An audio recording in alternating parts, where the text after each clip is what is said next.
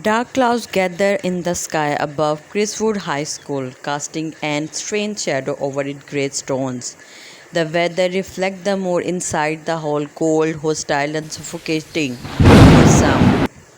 This is Jack, and Jack is a very upsetting, alone boy. His father went away. His mother, who worked long hours at the dinner, didn't notice the growing silence at the home. He don't know why he's so alone in this world. This is the David boy, who is the golden boy of the school. David had it all popularity, looks, but behind that perfect, that was a dark, cruel side. One day, Jack accidentally bumped into David in the cafeteria, spilling some milk on the expensive shoes of the David. David beat him a lot. Jack apologized, but he didn't repeatedly, but it didn't matter. From that day to on, David made it mission to ruin Jack's life. He spread rumor about Jack that he's a loser, he's a coward, and he's a thief. David and his gang had cornered him behind at gym at anywhere. They mocked him, shoved him to the ground, and humiliated in front of everyone. When Jack got up and went to a one place, Jack found solace, the old abandoned house. At the top of the hills, its windows broken, its paint was peeling. He sat there a lot. Jack sat there a lot.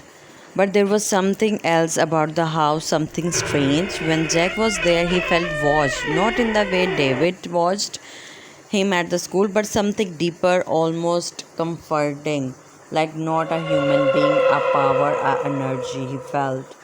One day after gym, he was caught by the David and his friends. They beat him and shoved him in the ground in front of small crowd. He wept a lot and went to the same house again. The air inside felt different that night, thick and charged with energy. Jack sat there and was weeping. I wish they would all just disappear. Again a voice spoke. Jack jumped to his feet. Who's there? Jack called out. The shadow in the corner of the room seemed to move and came to him slowly. A dark figure taller than any man Jack had ever seen.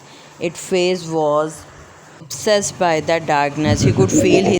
You have suffered enough, the figure whispered. Its voice was powerful. I can help you. Jack breathed hardly. Help me how? The figure stepped closer, its movements fluid and unnatural. I can make them pay, all of them. No more pain, no more humiliation. They will fear you, Jack, but there is a price. Jack asked, what kind of price? The figure leaned closer, its breath cold against Jack's skin. Your soul. Jack hesitated, but he agreed. The figure laughed and sent chills down to Jack's spine. It's done. The shadow enveloping Jack. For the moment he felt nothing, but after he energized. The next day, when Jack walked into the school, something was different. He could feel it, and everyone also feel it. Even David hesitated. It was started with a flicker of light in the hallway as David and his friend walked by. The sound of whisper they seemed to come from nowhere. But then things escalated. Lockers would slam shut down on their own. Windows would crack everywhere. Next day, David and his friend gathered in the gym for the practice. The light flickered and went out. The room was plunged into the darkness. The darkness formed the shadow. A voice came. Do you know what it feels like to be powerless? David froze. He asked, who's there? The voice was shaky. From the far corner of the gym, Jack stepped forward, but he wasn't Jack anyway. His eyes gleamed with a strange, unnatural light. Jack, David screamed, what the hell are you doing here?